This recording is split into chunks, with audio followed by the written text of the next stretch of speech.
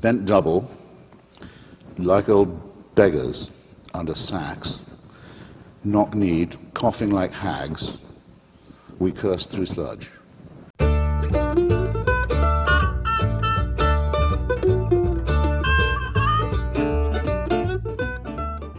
Hello everybody, and welcome to another episode of earreadthis, a podcast providing critical introductions to our favourite works of literature.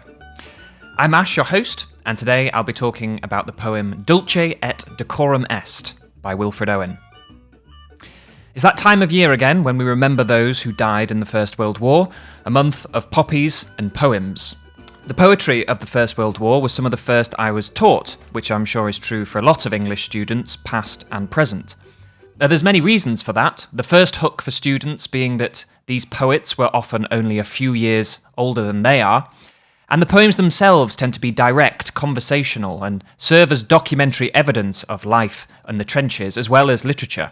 In fact, Ted Hughes described Dulce et Decorum Est as a poem that does the work we might try to do today with an outraged TV camera. But the drawback to the way in which war poetry is taught and categorised is that it can give the misleading impression that these poets came from the war, in a sense, that the war is their only context, that they were born from its sludge. Now, for someone like Wilfred Owen, killed in battle at the age of 25, of course the war coincides with his most mature and successful work, but he was a poet before he was a soldier.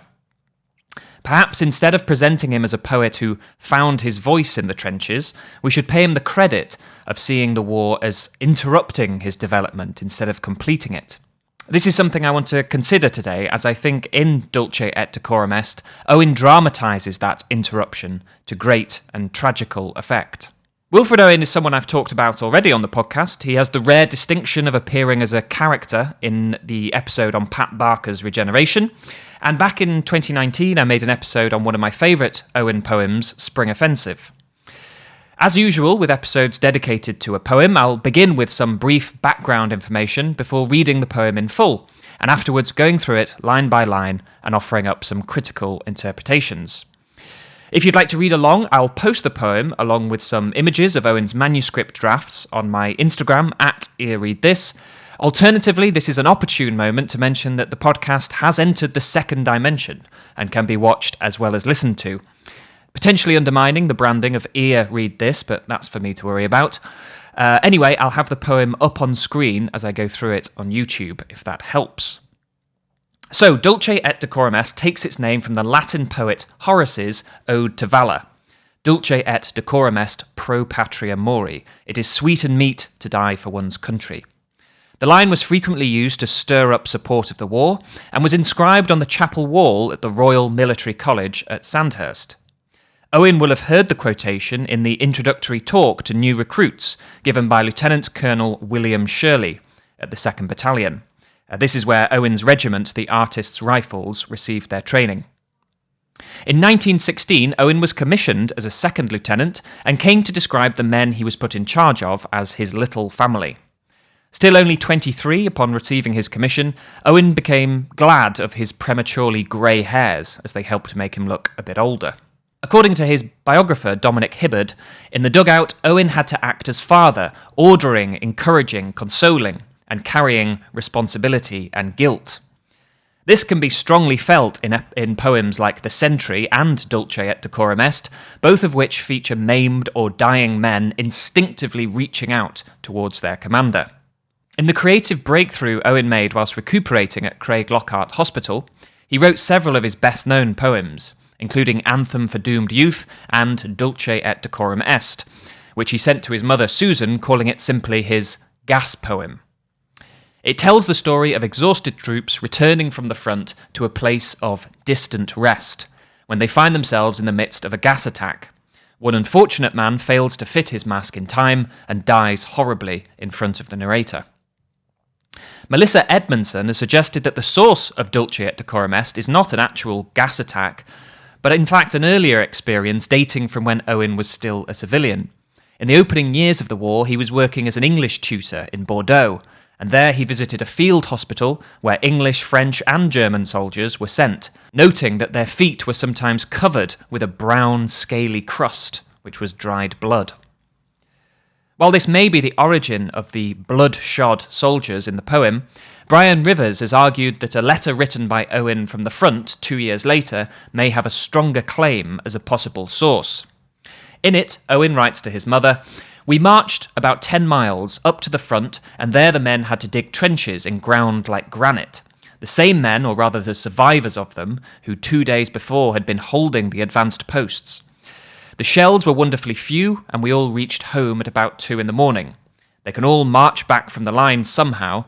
I say march, but of course there is no left, right, left, and we got on miserably slowly, because some of the men could not wear boots, but wound their puttees around their frost-bitten feet."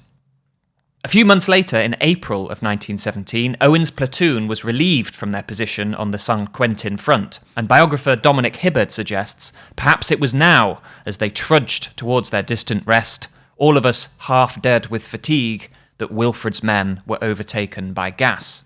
Either way, shortly after this retreat, Owen was blown into the air by a shell explosion and spent the next few nights sheltering in a crater surrounded by the dismembered remains of a fellow officer. This traumatic event, coming after a long line of near misses from shell blasts and sniper fire, led to Owen being sent home to be treated for neurasthenia, which was how shell shock was commonly diagnosed. Before the war, as Hibberd writes, neurasthenia was a failure of function, a disassociation between organism and environment. People who had lost touch with nature and the shape and significance of their cities. I find this really interesting, as it could almost describe Owen's poetic technique, the way in which he describes environments as if alienated from them. You'll see what I mean once we get into the poem. Owen's worst symptom was violent dreams, something he had suffered from before the war, on the first occasion during a fever-like illness that struck him down in 1913. Owen referred to these episodes as horrors, periods of acute depression, weakness, tachycardia, and phantasms. During the war, these phantasms returned with newly acquired visions and imagery, the faces of his dead and dying fellow men, including, if Dulce et Decorum Est is to be read literally, men who had been gassed. As he was treated in Craiglockhart, he was taken out around here in Edinburgh's New Town. He visited the Royal Mile and the Camera Obscura and composed a short poem, 6 o'clock on Princes Street, in which he observes a paperboy.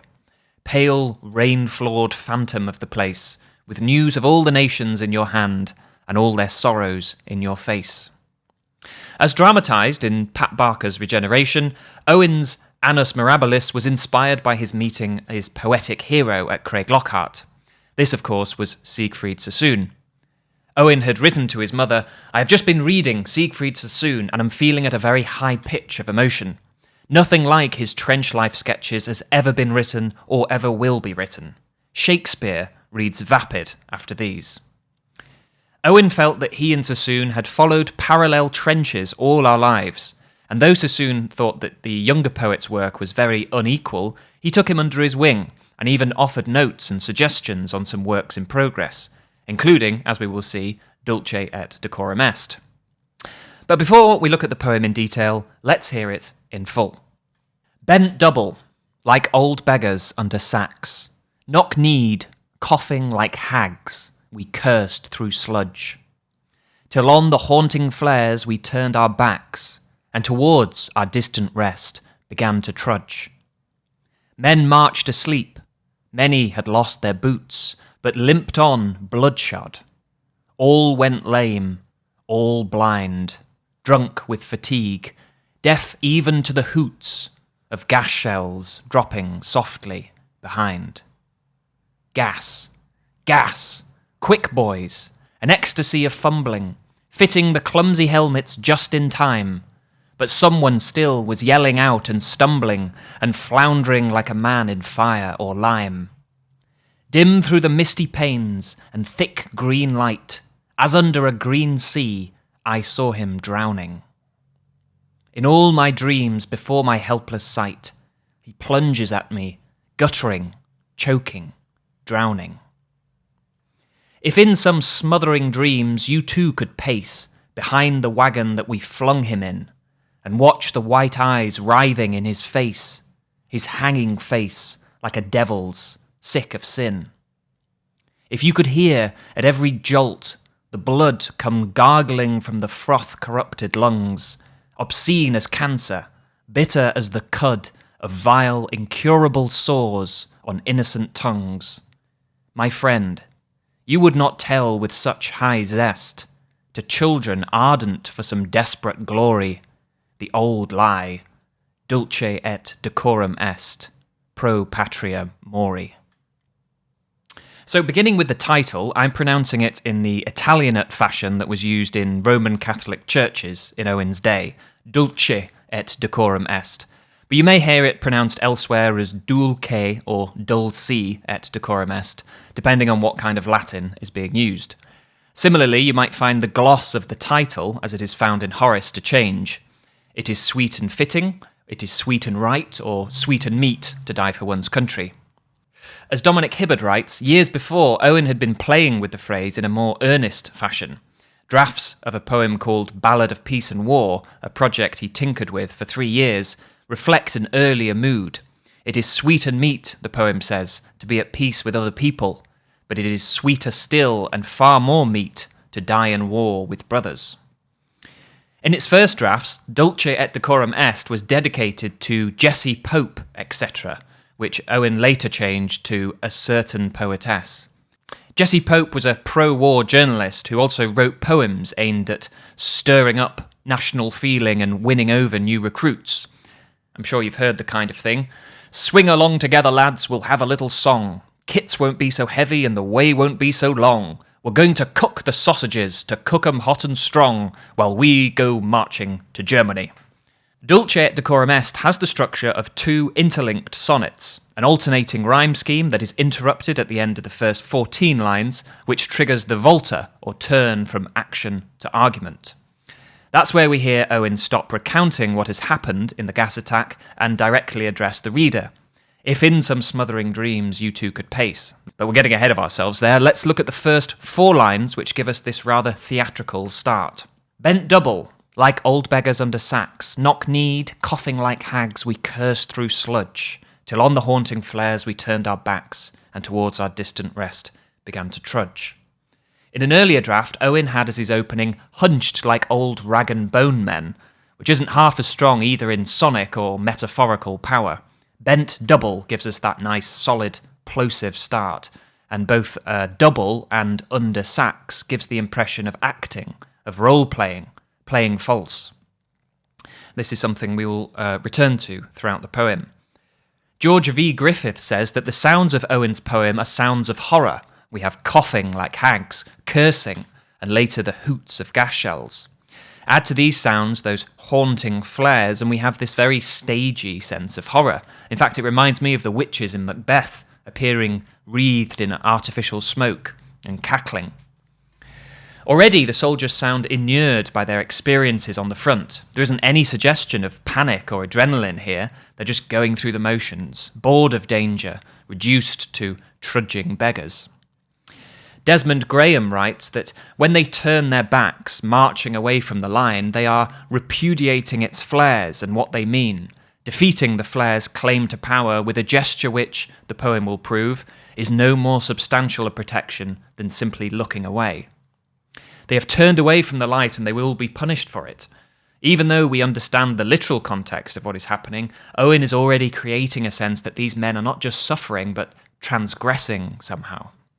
It is a very unsoldier-like portrait from the off, a signal that this will run counter to the likes of Jessie Pope, an anti-souvenir, to use one of Owen's phrases. For as Ted Hughes said, Owen wanted to oppose the propagandists in England with a propaganda of a more powerful kind.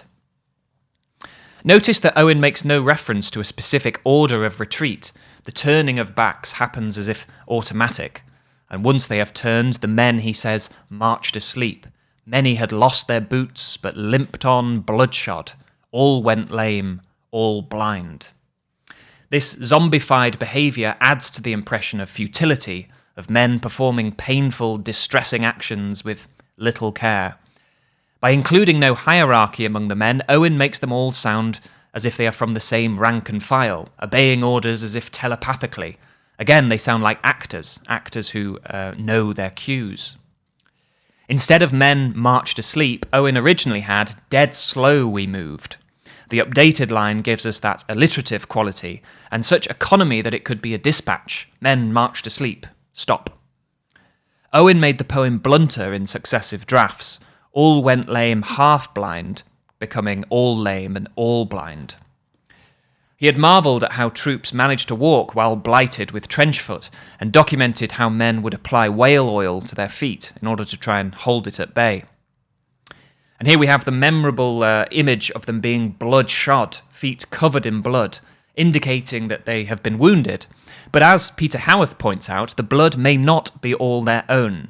The phrase cannot but recall tyrants treading blood, or the gorier moments of vengeance in the Old Testament, where the feet are those of the righteous, but the blood is always the enemy's. Personally, I think this is exactly how Owen meant it to be read, and I think he wants to remind his readers of that vague word sludge, and imagine it to be made of an abominable mixture of mud and blood.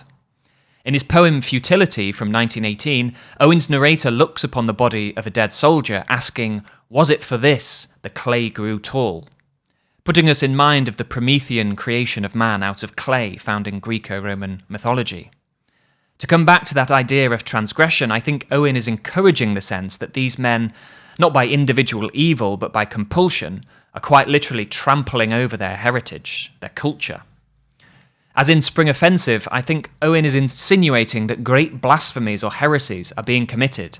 Those engaged in the war are going against nature, going against art, and going against God.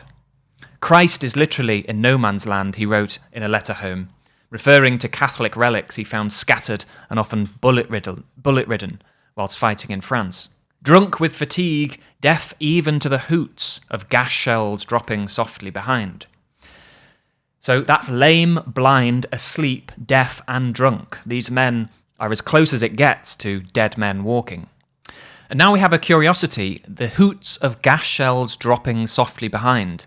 Curious for a couple of reasons. The hoots and dropping softly, presumably that's the scream of a shell firing versus the muffled sound of it landing. Sounds to me a bit like an owl, which hoots but moves in silence. Also curious because of the lack of consensus on how this line actually goes. In Owen's manuscripts, he also has the hoots of tired, outstripped 5/9s dropping. And previously, he had already ditched disappointed shells and tired-voiced 5/9s. You might hear or read tired, outstripped 5/9s, depending on where you come across the poem. In the clip of Christopher Hitchens that I played reciting it in the intro, he says tired, outstripped 5/9s. To me, what that adds is the internal rhyme, the 5/9s and behind, and the military specificity, 5/9s being the chlorine gas shells that the Germans used. This is unusual for Owen. If you've listened to the episode on Spring Offensive, you might remember me pointing out how vague Owen keeps all of the details of the battle. It's almost as if he could be describing a completely different conflict from a bygone age.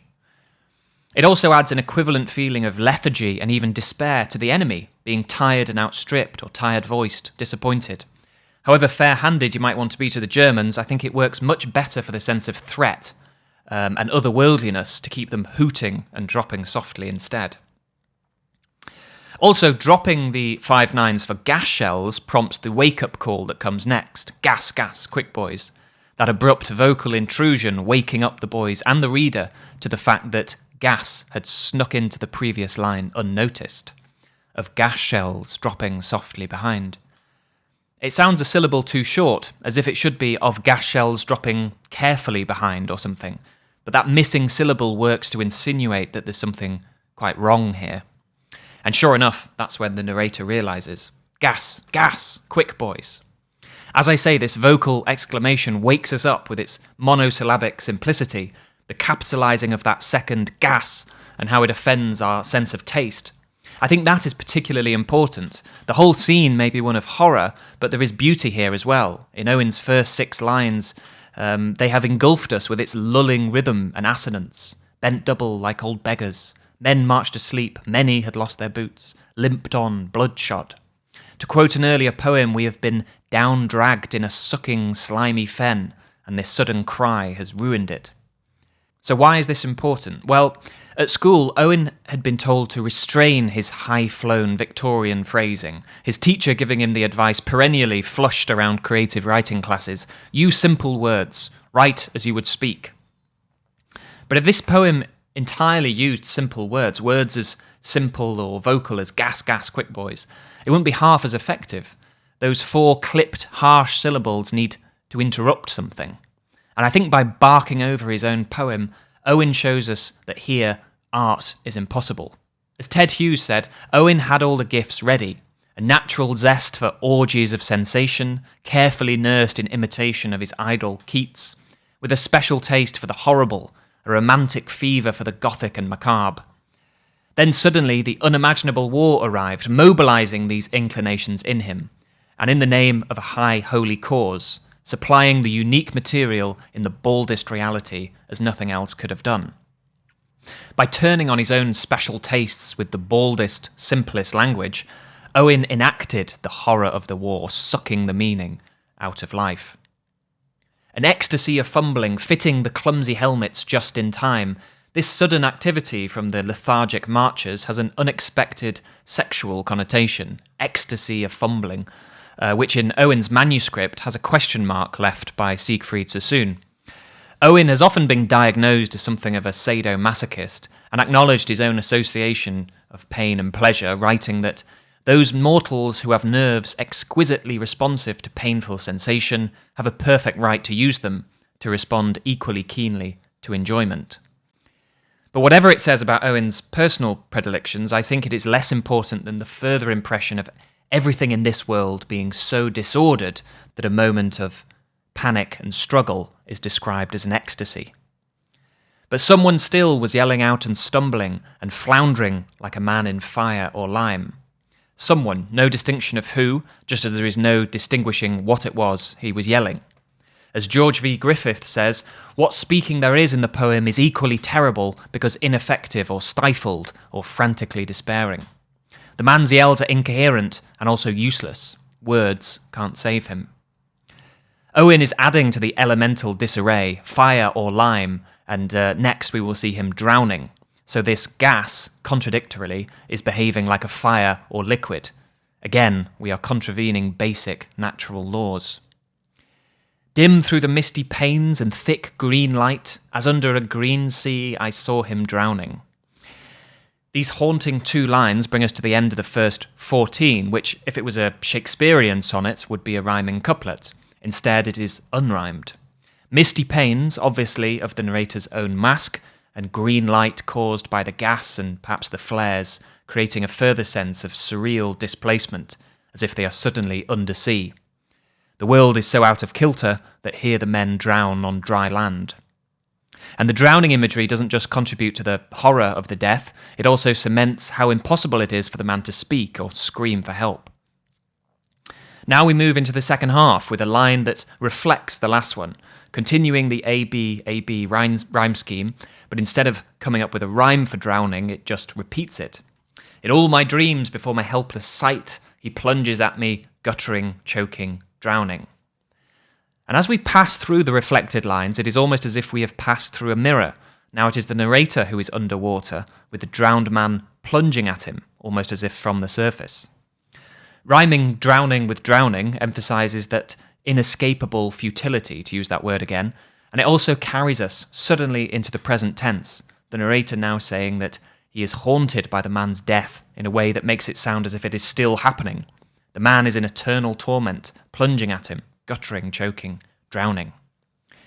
At that very Ted Hughes-like word, guttering, Owen really went back and forth on that. You can see from his manuscripts that he considered gargling, gurgling, and goggling before landing on guttering. Far nastier than the others, not only as a horrible noise, but for bringing to mind literal gutters in a sewer or perhaps an abattoir floor. Now we have to consider the narrator himself. In all his dreams, he says, it is constant for him, reminding us of Owen's real phantasms, his horrors. My helpless sight reinforces the idea of him being trapped in his mask, unable to look away, but also introduces a sense of guilt. Helpless because afraid, or helpless as in unhelping. John Hughes asks whether or not the poem may secrete in these lines, as the word plunging secretes the word lunging, that in the haunting scene the man was repeatedly attempting to pull off Owen's own mask, and that Owen resisted this. It's an intriguing possibility, and certainly Owen said that his phantasms, even before the war, came with stains of shadowy crimes. But whether this implies the man really did lunge at Owen's mask, or only began to once he started appearing in Owen's dreams, we'll never know. One of Owen's doctors who treated him for neurasthenia, Arthur Brock, claimed that his patient had fully exorcised his horrors through poetry. In the powerful war poems of Wilfred Owen, Brock writes, we read the heroic testimony of one who, having, in the most literal sense, faced the phantoms of the mind, had all but laid them ere the last call came. They still appear in his poetry, but he fears them no longer. It's quite galling to read, knowing the kind of temporary insanity men like Owen had to cultivate in order to get back to the front, to alienate themselves from their natural emotions and impulses and will to survive, to the point where they could perform their duty in a state of obscene calm, their nerves charred, to use a phrase of Owen's. And certainly the impression that Owen directly gives in this poem is that, to the contrary, his dreams, all his dreams in fact, have lost none of their phantoms or their guilt. And next he uses this to address the reader. If in some smothering dreams you too could pace behind the wagon that we flung him in, and watch the white eyes writhing in his hanging face like a devil's, sick of sin. Smothering dreams, so dreams in which you drown. Pace is a bit strange, isn't it? Feels a bit too fast for this kind of underwater dream. But it makes us imagine the narrator or ourselves pacing back and forth in front of the body, unable to look away, almost like a murderer planning their alibi. The wagon that we flung him in, Owen here is building up to his repudiation of propagandists like Jesse Pope. There's no glory in death here, but a disgusting, miserable end, the carcass thrown onto a wagon like dead cattle or something. And is he dead or isn't he? Are his eyes writhing post-mortem, or is he taking an age to die? This continues the horrible feeling of the present tense, as if this man is still drowning, still suffering. Hanging face like a devil sick of sin, the strongest indication that the man has done wrong himself, even if he is clearly a victim. But his face is so warped that it resembles a devil's that has worn itself out with sinning. If you could hear at every jolt the blood come gargling from the froth-corrupted lungs, obscene as cancer, bitter as the cud of vile, incurable sores on innocent tongues. Again, it's hard to tell whether this is someone dying or a kind of shaking corpse. Either way, you can hear it, can't you? The froth-corrupted lungs coughing with every jolt. Obscene as cancer, cancer, that nonsensical disease, nature turning on itself, obscene. Incurable sores on innocent tongues, the idea of senseless punishment returning, drowning on dry land, a hapless victim transformed into a devil, innocent tongues cankered as if they're being punished for speaking evil. In an earlier draft of this quatrain, Owen had, if you could hear at every jolt the blood come gargling from the froth-corrupted lungs, and think how once his head was like a bud, fresh as a country rose, and keen and young. George V. Griffith comments that the earlier lines, with their trite and slightly homoerotic metaphor, are rich in an irony that indicts the war for its corruption of the innocent young. The revision, by showing the incurable corruption of an innocent tongue, insists on the matter of speaking and focuses its irony on the subject of poetry, for it is poetry's tongue which is corrupt, poetry's voice which lies. Now, first and foremost, the poetry of propaganda is the one that lies, as Owen makes plain in his last 4 lines. My friend, you would not tell with such high zest to children ardent for some desperate glory the old lie, Dulce et Decorum Est, pro patria mori. Now, although a certain poetess, who we know to be Jessie Pope, is being reprimanded for telling the old lie, as Griffith suggests in his reading of the poem, Dulce et Decorum Est has more than a touch of self-reproach. Owen, who had worked as a vicar's assistant before becoming spiritually disillusioned, explicitly linked his poetic impulse with his rift from the church. I am convinced that I hold under my tongue powers that would shake the foundations of many a spiritual life. And while Ted Hughes describes Dulce at Decorum Est as doing the work of an outraged TV camera, I think on the contrary, Owen regarded his committing his experiences on the front to poetry with a similar kind of guilt. Even anti-propaganda is propaganda of a kind, and I think the continued emphasis on tongues, voices, and phantasms lunging perhaps at the narrator's face indicates a guilt connected to the words coming from the poet's mouth. These men cannot speak for themselves, as we see horribly demonstrated in the gassed man yelling incoherently as he drowns. Unable to speak for themselves, what we have instead are a poet's representations, his actors. Part of me wonders whether the original inclusion of 5 nines was meant in some way to mirror the 14 lines of a sonnet, a form that Owen used repeatedly throughout his life and doubled here in Dulce et Decorum Est. Traditionally, a Shakespearean sonnet divides itself into an octave and sestet, which Owen appears to follow at first, just as he follows the rhyme scheme A, B, C, D, meaning that it is the 9th line that brings the change. Gas, gas, quick boys. That's line 9. This is probably just pure chance, but it works quite nicely with the idea of guilt, the guilt of restaging these horrors in a poem and claiming the final word. In a deleted line, Owen says, "I must not speak of this thing as I might." Harold Bloom writes that the young Owen's work up to this point had displayed the romantic flourishes and lush imagery one would expect from someone who idealised Keats and Shelley. Sassoon recalls criticising the over-luscious writing in his immature pieces and challenging the almost embarrassing sweetness in the sentiment of some of the work that Owen showed him. However, it seems to me that it is Owen's romantic impulses and luscious imagery that distinguish him amongst his fellow war poets. He never quite shrugs those impulses off, but begins to deploy them in more mature and cunning ways. Thankfully, that question mark Sassoon left by ecstasy of fumbling went ignored. By including a few haunting flares of that sentiment in and amongst the horror, Owen's outrage at what was being lost is still heard loud and clear. And I think that brings us to the end of today's episode. I hope you've enjoyed. If you have, consider listening to my previous episodes connected to Owen, both on Pat Barker's Regeneration and Owen's other poem, Spring Offensive. If you enjoyed the podcast, consider leaving a review on something like iTunes or any other podcast platform you listen to, or subscribing on YouTube if you're watching this in the second dimension. I'll be back soon with another episode, but in the meantime, happy reading.